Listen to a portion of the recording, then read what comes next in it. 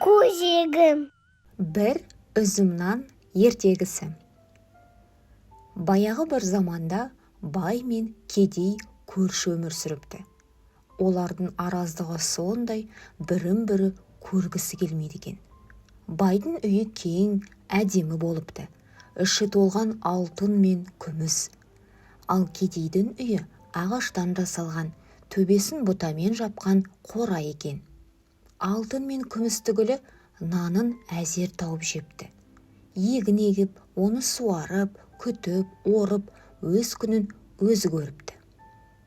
Бір жылы көктемде алапат су тасқыны болады. Бай алтынын көтеріп ағаштың басына шығып кетеді. Ал кедей болса бір көмеш нанын қойнына салып, ол да ағаштың басына көтеріледі. Су тасқыны 15 күнге созылады.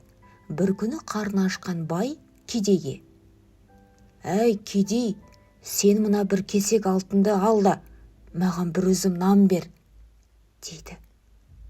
«Жоқ, алтынын өзіне нан бере алмаймын», деп жауап береді кедей. Екінші күні бай кедейден тағы да нан сұрайды. «Алтынымның жартысын берейін, маған бір үзім нан берші».